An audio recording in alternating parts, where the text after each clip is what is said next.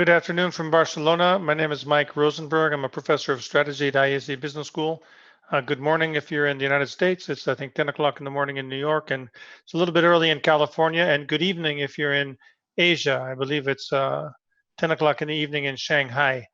We try to get this broadcast at a time when most people can join. And I see that we've already got people from around the world on the broadcast. So welcome, everybody.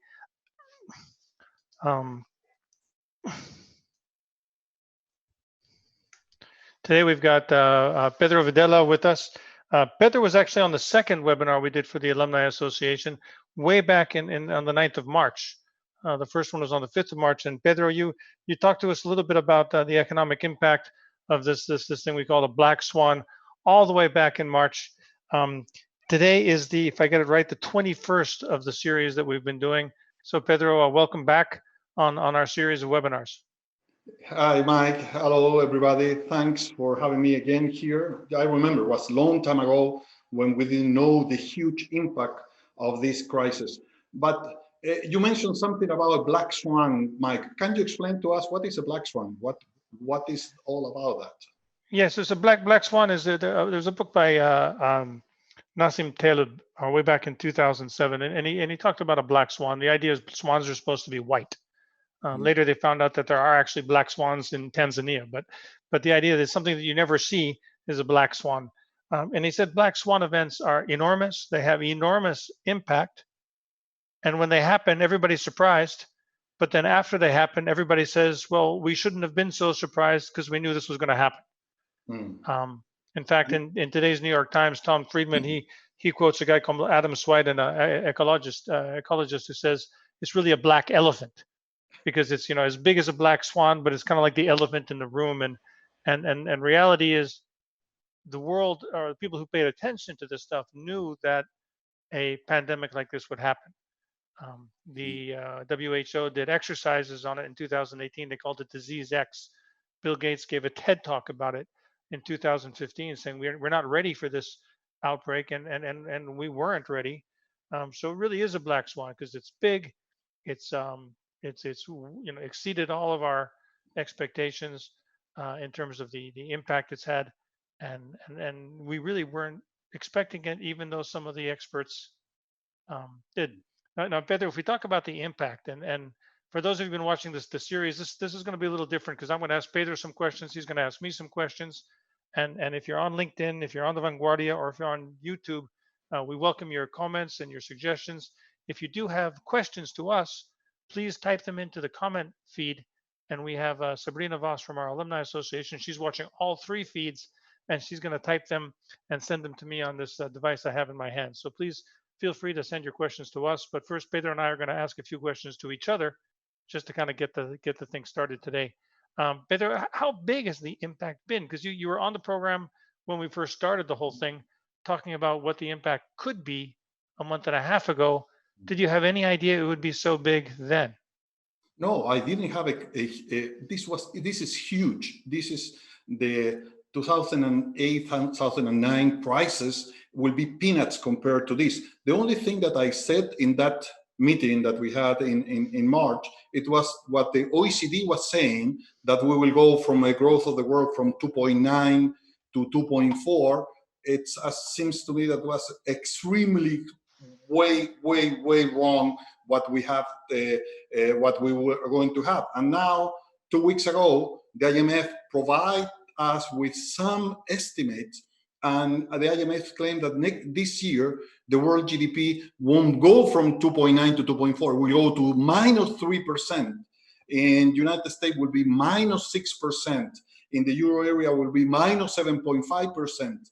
In Spain, What does that mean in real life? What does -3% mean? If I'm running my life and I'm trying to do my stuff, do I care what GDP does? Yes, because your son or your wife or your husband, if there are somebody else, will go, the high probability will unemployed. This implies 20% unemployment. This implies that the bars that I used to go to have breakfast maybe won't be there tomorrow. Nobody has enough money to be out of business for 3 months. So this is a huge impact on the life of people. What we can do? Well, what we can do, we are throwing in all the monetary ammunition and fiscal ammunition that we had, but the problem is how do we get to the people that really need it, and not big companies are the ones that get all this money, and not the small and medium enterprises that actually need it out there. Yeah, we've had Javier Santama from our finance group on the series some weeks ago, and the good news is interest rates are very, very low. So anybody who's basically solvent, I understand from some friends in different companies that the banks are saying, please take our money. We'd love to lend you money. We believe in your project. We believe in you. And since interest rates are zero or close to it, at least it's a good time to borrow money if you have a concrete thing to say. Yes, but you need to have that's not that easy, because you need to have the stream of income in the future that will come, and that we don't know that will happen. In developing market, in emerging economies, even worse, because we don't have an economy that where people have a formal type of income to go and claim for this type of help. So this impact will be huge in everywhere in the world, and that's what we're feeling today. Emerging markets, for example, we will see many countries at the border of going into default. The IMF can help them issuing money, the fake SDRs, the special drawing rights, but United States opposed to have a 1 trillion SDR emission to help this emerging country. So we are in a situation in the world that we have not seen in the last 100 years. We have not seen this huge decline. Sorry, Pedro, what's an SDR or a fake SDR? I don't know what a real one is, so I don't know what a fake one is. SDR, special drawing rights, is a weighted average of different currencies, and it's a way how the IMF can lend money that has some value internationally, to emerging markets that are in very tough position to pay the debt. Let me remind you that in this situation, what we see in the world is supply to quality. So the dollar is appreciated against the real, Brazilian real, 25%, against the Mexican peso, almost 20%, against the Argentinian peso, against the Turkish lira, etc., etc., etc. Well, all these countries, they have debt denominated in dollars. So all their liabilities are increasing, all their assets are declining. They won't be able to pay this debt unless we support them. And this is a way how we can support them. It's issuing this fake currency SDR. If the Central Bank of Argentina prints money, won't help to this problem. On the contrary, will make the problem worse. So what we need is this international help to these countries that we are not seeing today. So, do you think we're going to see it? I mean, is the world going to? It's very difficult. You mentioned that this was a black swan. Well, it's a black swan, and I totally agree with that. But we have to remember that there are many problems in this world that, although they are black swan, we know that there is a probability that are coming. IESE, that was the last Sunday in the Washington Post, they have this nice article that George W. Bush was reading the book Influenza, and he realized, oh, we can have a pandemic. And he called the people and said, we have to be prepared. And in 2006, the American Congress passed a law in order to be prepared for pandemics. Actually, last year, they really renewed that law, and they changed the commission as bipartisan commission on biodefense. Nothing happens. We have the thing that... Well, President Trump, if I remember, Donald Trump closed the office in the National Security Agency. Yes. He said, we don't need those guys, and sent them all home 6 months ago, right? So this is the problem with this black swan. We know. Maybe you can explain to us. Maybe all the problem of environmental issues like global warming is another black swan that we are having in the future. We claim that we are preparing, but are we preparing, Mike? What's happening? Well, to be honest, we have not been preparing. We have been talking about it. We passed a fantastic agreement in Paris, which was kind of it wasn't enough, but it was a pathway to get the governments of the world to start reporting what they were doing, and there were going to be increased commitments, and all of that, collectively was going to take us to where we wanted to go. But the truth is, we've emitted more carbon in the atmosphere in the last 10 years than in the centuries before that. it's just getting worse and worse and worse. But What's really interesting though is that these last 6 weeks have given the planet a break. The the carbon emissions are down across the board. Air pollution, nitrous oxide, and other components of air pollution is better. In many cities around the world, you can see the mountains for the first time in a generation. And so there's a question mark.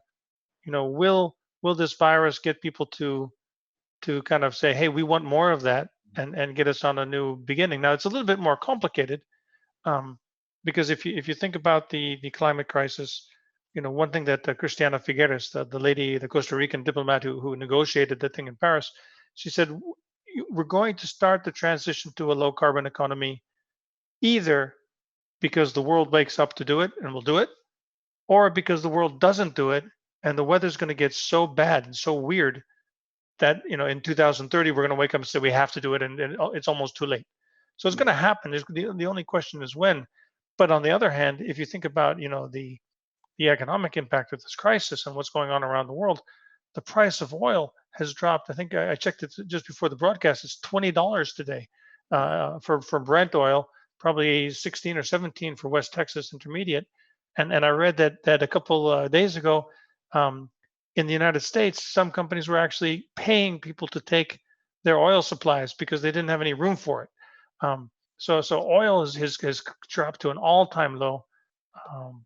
And maybe that is going to make it even more difficult to make the transition, because at the old price, wind and solar and some other technologies were really starting to be competitive in terms of generating power. So we're starting to see a lot of hope, and now we've got both a good story where people saying, "Wow, the air is clear. I like that," and at the same time, we've got the oil price at an all-time low, which maybe encourages business as usual. Don't we need to prepare for this? We have seen an incredible lockdown. The world GDP is going down sharply. And with all these things, we have seen a decline in the emission just 5%. So we are below the Paris Agreement. So are we willing to pay this price to go to fulfill the Paris Agreement, or do we not really to invest in this low emission new technology? I think this is the time not to say we better do this with new technology, because we cannot kill until 2030 the world has been. No, of course not. I mean, the way to get there is not by stopping activity. And you're the guy who taught me about, when they write the history of the world someday, it's going to be about hundreds and hundreds of millions of people coming out of poverty. All those people, they want washing machines, and they want cars, and they want electric lights, and they want all of the wonderful things that we take for, we're blessed and we take it for granted here in the West. And as they get all that stuff, their carbon footprint and their energy footprint is going to go up unless we can bring in new technology. Yes, and so this is a time to maybe not only to invest with this huge fiscal impulse in companies, but to invest and really to have the incentive to go to low carbon type of technology. It's 60% of the emission come from emerging countries. So this is and Pedro, what other changes do you think? I mean, because with the price of oil so low, with all this other stuff happening, as we come out of the crisis, and I guess we will, someday, will we still have the same economy as we had before, or are there some fundamental shifts in the economy which we're going to see over the next 5 or 10 years as a result of this shock? Yes. Well, I think that we can look at this in two ways. One is the micro aspect, and the other one is the macro aspect. In the micro size, this pandemic has hurt different industry in a different way. Which are the industries that are most hurt? Are those where proximity is relevant. So this is a huge impact for all those industries that proximity is part of life: bars, cinemas, and all these type of things. So this type of industry will be really hurt. This is this will have a profound income distribution. In United States, I was reading. You think people won't go back to the movie theaters, or they won't go back to the restaurants? In the short run, I doubt it. I think that people will be very worried about going out to this type of activities. I doubt it that they will go out to see happily a concert. I doubt that these people will be very worried about all this type of, especially because we don't have data. We don't know the mortality of this virus. So at least in a year and a half, until we have a vaccine that will be available for the people, it's very difficult to think that this type of industry will take off. I was saying that 1/5 of the Americans work in I have it here, in retail, trade, leisure, and hospitality. This number for Spain, it's more than 1/3 of the workers. In Spain, we have more than 400,000 bars, more than the whole United States together. This is a huge impact. Why does that not surprise me? Pedro, we have a question from from someone who's been watching the whole series, because we had Nuno, our colleague from finance, a couple of weeks ago, presenting some ideas about the economic impact from a model he made, which I thought was alarmist at the time. But what do you think? Were they directionally correct? Do you think we can model this thing, or is it impossible to model it? No, to know the future is impossible, even to smart economists like Nuno. No, it's not something that. But he's doing intelligent and informed guess, and that's why this is the value of this. We should not take it as a point estimators. It's just a guess where we're going, and the guess was perfect. Was very good. At the time where people were doubting about this huge impact, he would say, if this happened in the next month, for a month, this will be the outcome. And I think that way, it's a very interesting exercise. And we have to say thanks to Nuno for doing it, and to be willing to do it. I didn't want to do it because I recognize that I don't have a clue how to do that. But this is people like Nuno did it, and in a very important way. So it's a very good message, and that's how I clarify what's a. Okay, yes. So maybe movie theaters and maybe some of the, but in the long term, where are we going to go in 10 years, 15 years? Nuria Mas was on the program saying, the economy is going to shift to Asia. Do you think that's still true? Yes, it has been shifted to Asia. 60% of the population of the world is in Asia, and this has been during the last 50 years. More than 60% of the GDP is in APEC, Asian and Pacific, including India. So this is a movement to there. What we have to avoid is what's happened at the beginning of last century. At the beginning of last century, we have the demise of the gold standard. Then we have a huge problem with the Bolshevik Revolution. We have the First World War. We have the Great Depression, 1930. And how the world reacted to this? We close up. We eliminated the trade that we had across the world. So what we have to avoid today is that the solution to this problem is to go and impose barriers to trade, to nationalistic view of the world, that this come from China, I don't want to trade more with China. One thing is to ask China to fulfill what they promised to do when they joined the WTO in 2001. Not to subsidize their company, not intellectual property right, but the other thing is to close the trade with Asia, because that will create huge problem, and the growth of the world that we have enjoyed for the last 30 years, 40 years, it will stop. So, but I understand that there are people that they are coining the idea that we are in the second Cold War, and that China, it's a winner of this, so we have to stop China about this. But you're the expert in geopolitics. What do you think about this? Well, the expression "the new Cold War," I actually heard it for the first time from Niall Ferguson, who's a great historian. Although he was at Harvard and I was at Stanford. Although he's become a little bit more right wing, more like one of your friends than one of my friends over the last few years. But Ferguson basically paints it in black and white terms. He says it's about freedom against slavery. It's against openness against closeness. It's about liberty against surveillance. But what I think what we're seeing in this whole context is a tremendous lack of American leadership.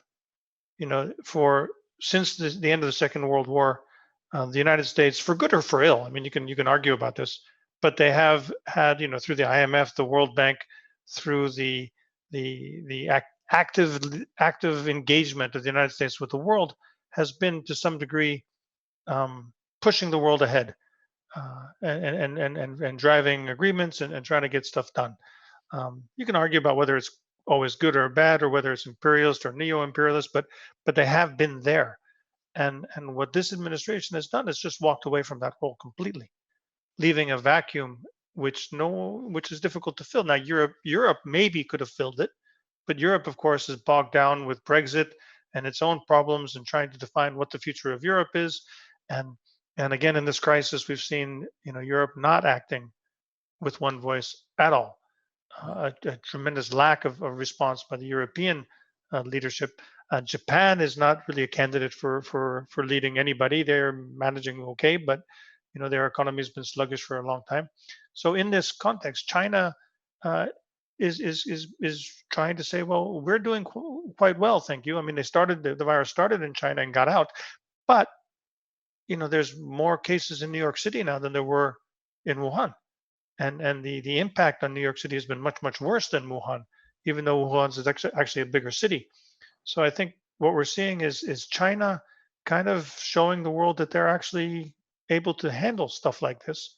And I think for many of the developing countries around the world, as they look around for a model, they might look to China as a better model of what to do. But this model has to do with state-owned capitalism. It has to do with surveillance on its people. It has to do with the power of the Communist Party.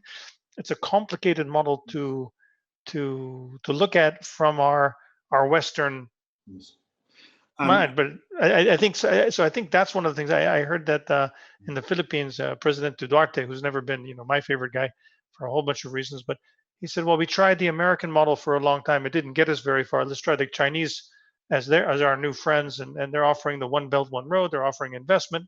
So I think that's really the challenge of the next century is China offers its solution, and the West needs to somehow figure out a reaction to that.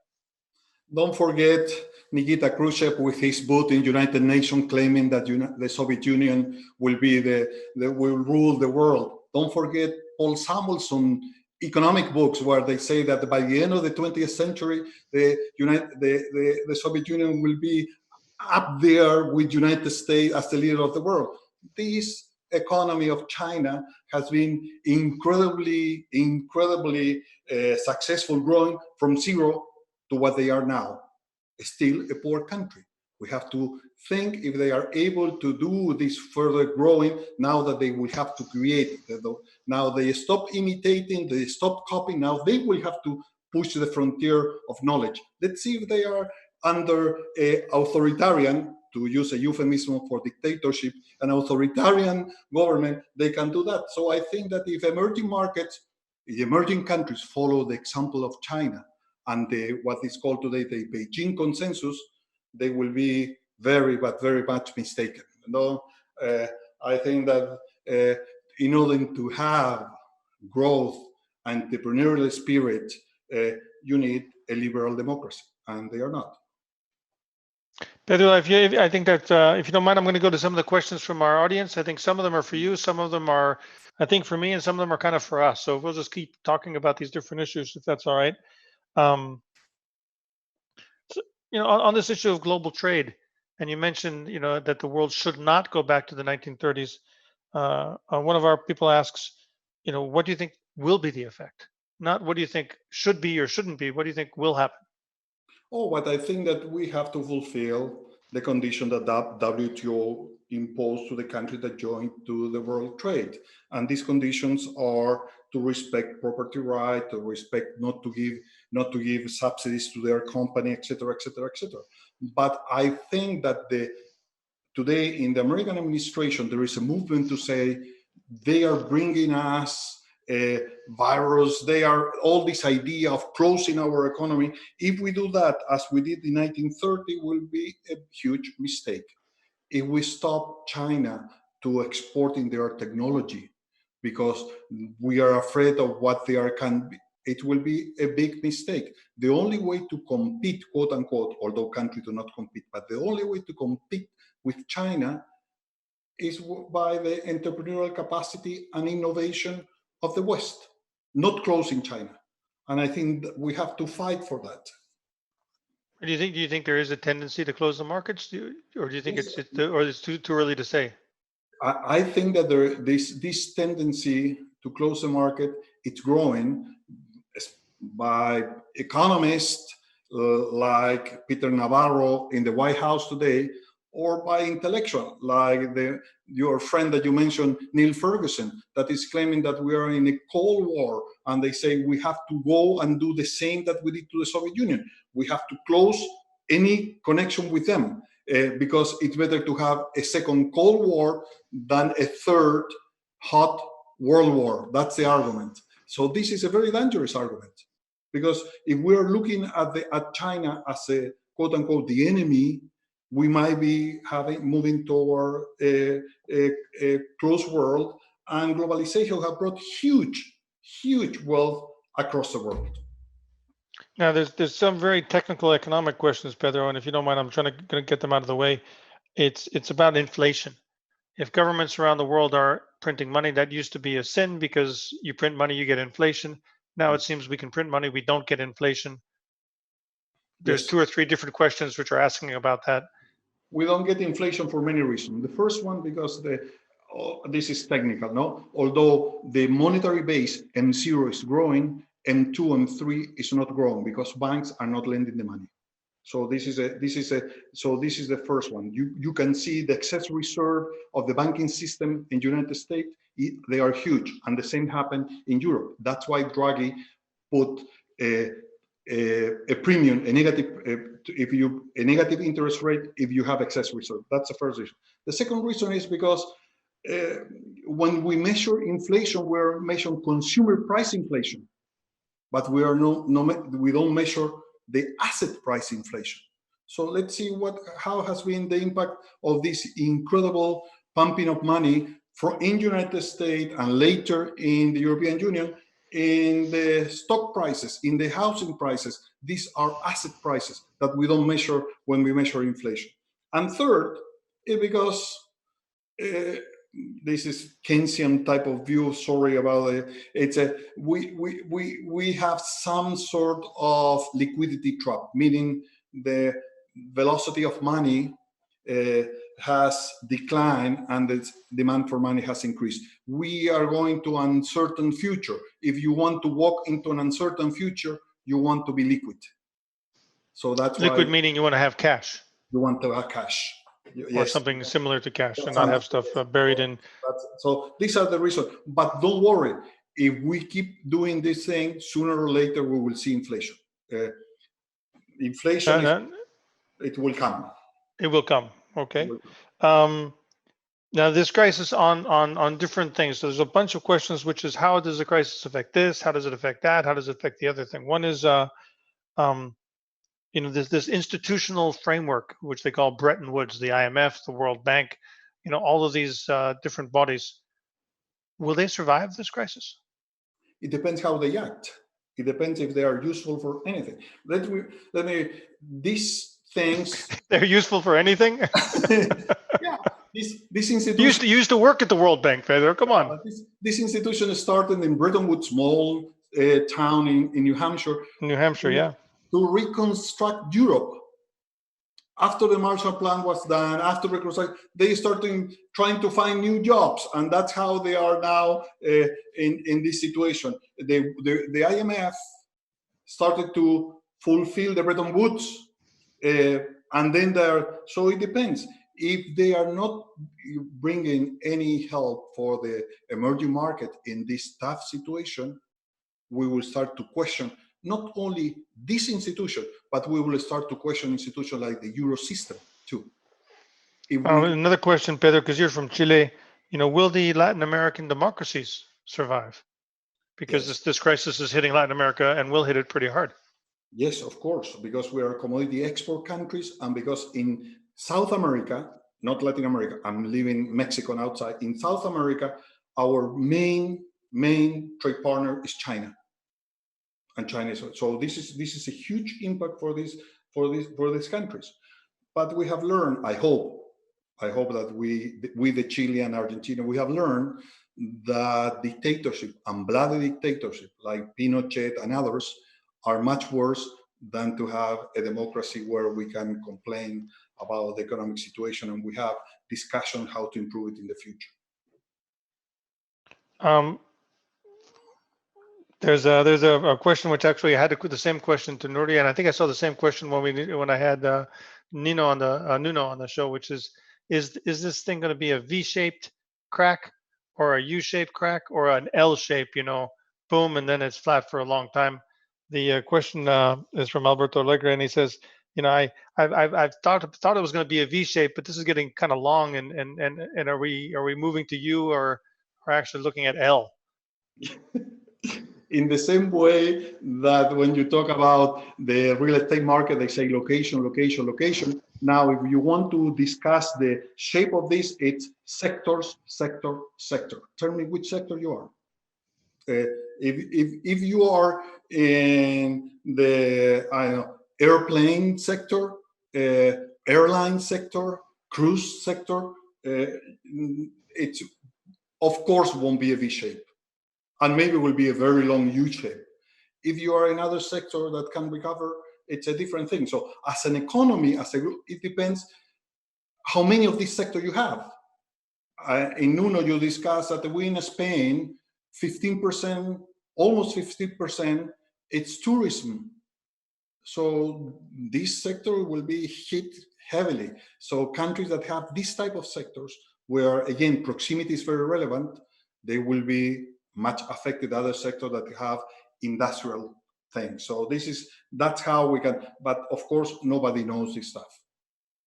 If I knew, I wouldn't be here. That's it. Well, you're in your house and I'm in my house. I don't know where we'd be. About airlines, because airlines have been hard hit, of course, but the price of fuel has dropped so much. Yeah, so maybe there's a silver lining for airlines. But 90% of the passengers are not there. So but they'll come back. I mean, well, we will see. What we have to do, though, the government has to make sure that we don't subsidize them. We don't give money out of this. Mr. Richard Branson, that lives in an island in the Caribbean and doesn't pay taxes, now he's asking for $3 billion to the British government in subsidies to that. The subsidies have to go to people that need it. If you give money to companies, the shareholder of the company will get the money, not the workers. So we have to be very careful on this thing. There's no question for you, Mike. No, all the questions are for you. I mean, there's a bunch of questions on the East-West relationship in China and the U.S. Questions about whether Trump won the trade war. Questions about how this thing's going to play out. My own view is I don't know if you remember the story about the American aircraft carrier in Hawaii. Yeah. The captain was worried because he had a breakout of COVID-19 on the ship, and he wanted to put all the sailors on shore. The ship was in active duty, but he says we're in peace, so just let me shut the ship down and make sure everybody's safe. And they told him no, so he sent an email to a bunch of his officers. He went around his boss and said, I really think we should do this. That got leaked to the press. And then they fired him, and then the Secretary of the Navy got, that just shows that American leadership, American resolve in this time of crisis isn't really where it needs to be. That's the kind of thing which sends a message to everyone saying, hey, we're not in control of this thing, and you have to be. You see that happening, and then you might say, well, gee, who can I go to? Which is where people might go to China. Countries might go to China to say, hey, can you help us? And I think the Chinese and the Russians have been very proactive of saying, hey, we can help, sending supplies and sending masks and this kind of stuff. So I think there is a window of opportunity, but I think you're also right in saying that it's not over yet. These things take a long time to play out. And China's armed forces are nothing compared to, Chinese Navy is nothing compared to the American Navy. They have a lot of soldiers under arms, but I'm not sure they are quite as capable as they could be. So when we start to see real stuff, the future of Taiwan, I think it's way too soon to say how this is going to play out from a geopolitical point of view, even if in the medium term there might be some serious economic impact. At least that's my view on those questions. Yes, yeah. But what do you think about what China this last weekend in Hong Kong, going and propping down all while we're worried about the coronavirus, they went and took all the leaders of this. Do you think that Taiwan would be willing to enjoy and have one country, three system? Well, I mean, China's policy and Mr. Xi's policy is the eventual reunification of Taiwan with the rest of China. And our MBA students coming from the mainland consider Taiwan to be the 19th province of China. Now, our Taiwanese students, they see the world very, very differently, and they don't trust anything coming from China. It's a very complicated time, and I think that's another thing which this crisis has shown us is we kind of get into our little bubble of feeling everything's great, and we have our plans, and we have our companies and our the way we're doing business and what we plan for our families, and we just don't look at plan B. We don't look at what might happen, what might go wrong. We elect politicians because we like their face, or they agree with one issue, and we don't think about how strong these people might be, if things get complicated or even nasty. And I think one of the things this is teaching us, and the good news is, teaching us with a crisis, which is, while it's with an illness, which, while it's devastating for many people, it's not as bad as others. It could be Ebola. This is so maybe we're learning a lesson, and I think Noel Yuval Harari, from the guy who wrote *Sapiens* and *Homo Deus*, he said we're coming to a fork in the road, sort of. Will we embrace globalization, openness, transparency, and build on the amazing spontaneous neighborliness and helpfulness that people have been showing in this crazy time? Or will we take a different road towards building higher walls, more surveillance, and more fear? And that, I think, is the central question of our day.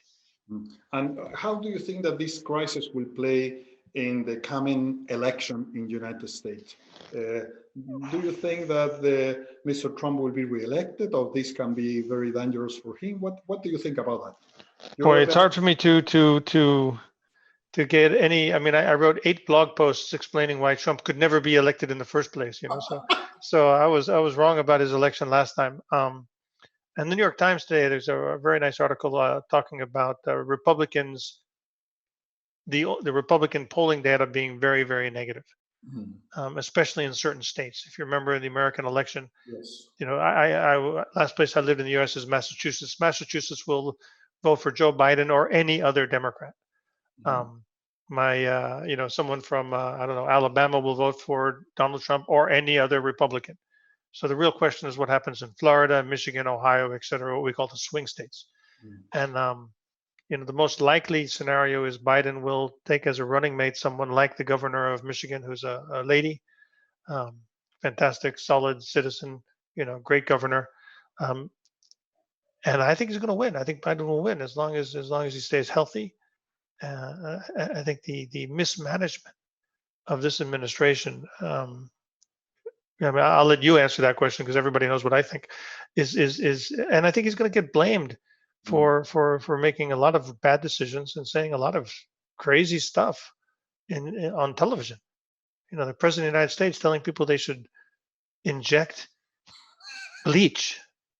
I mean, what do you make of that? You're not from the States, so you might have a different point of view, but it just boggles the mind.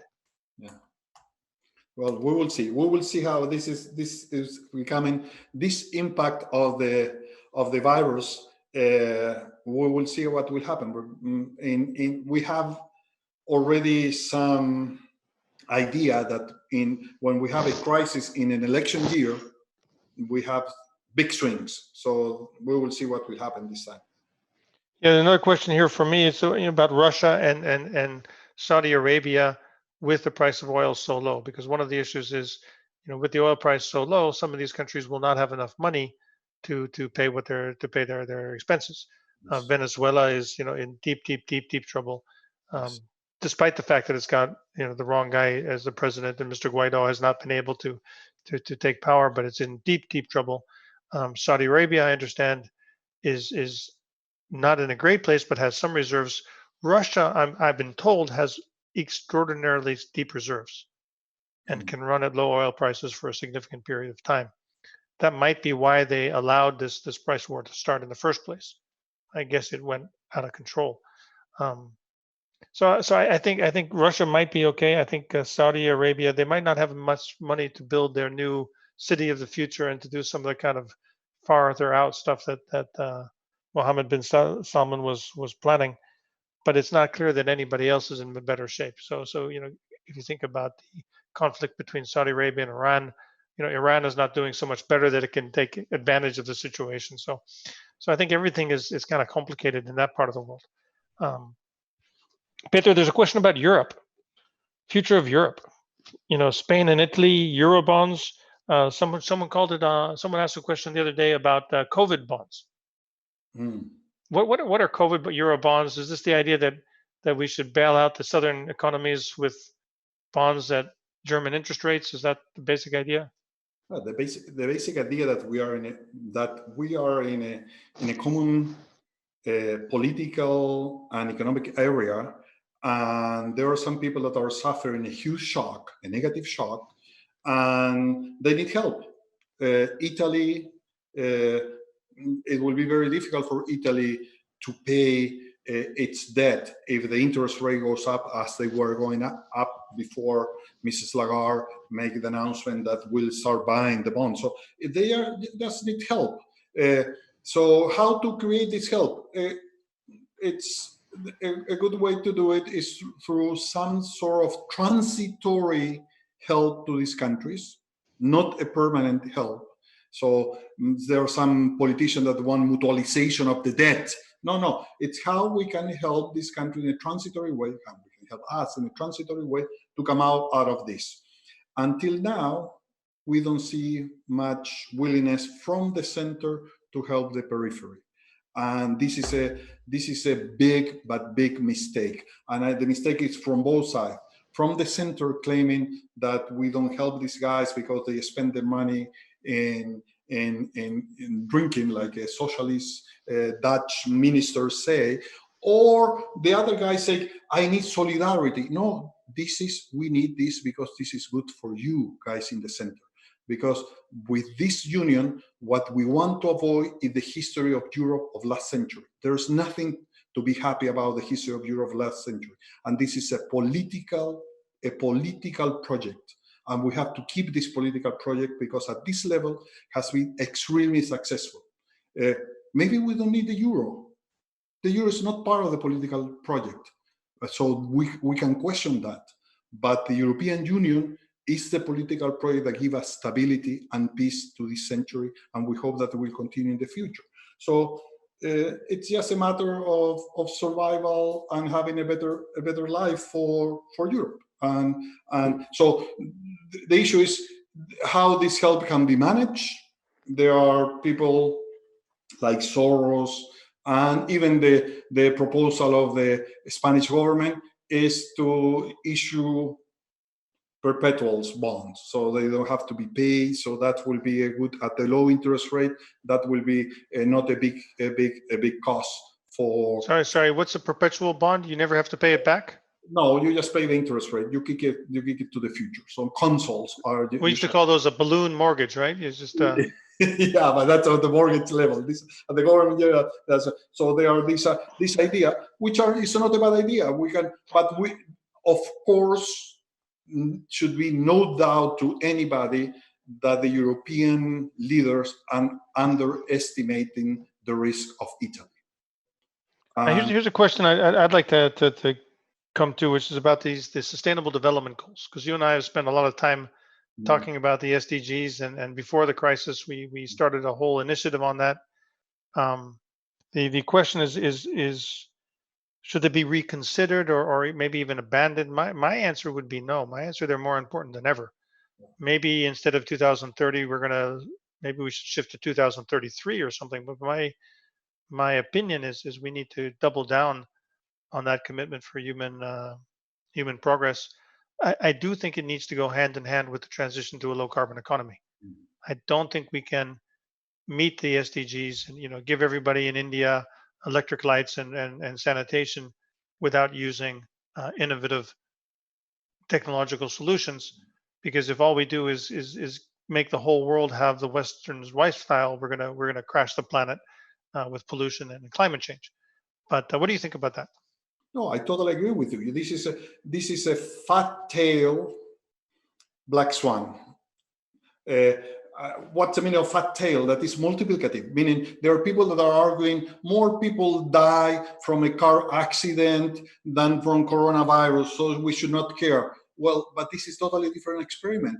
When somebody in Wuhan has a car accident, that doesn't create a car accident in United States.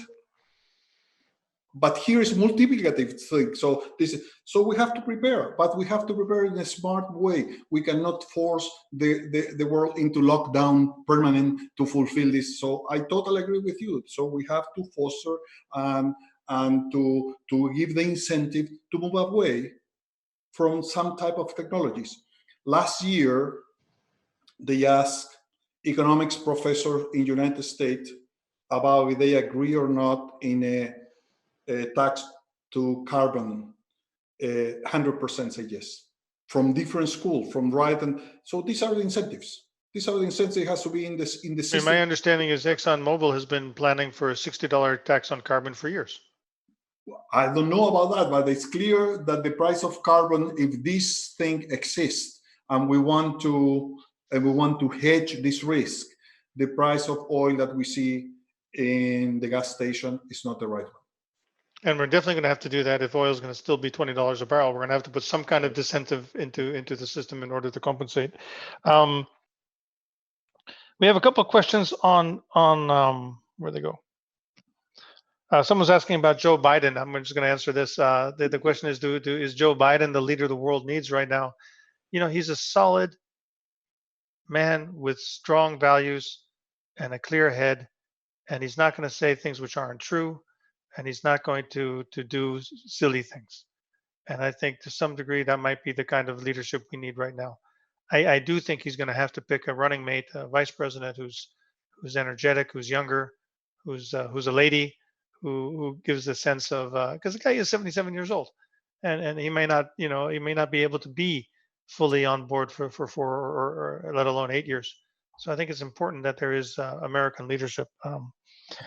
I will answer to that question, Mike, with this line of this famous joke.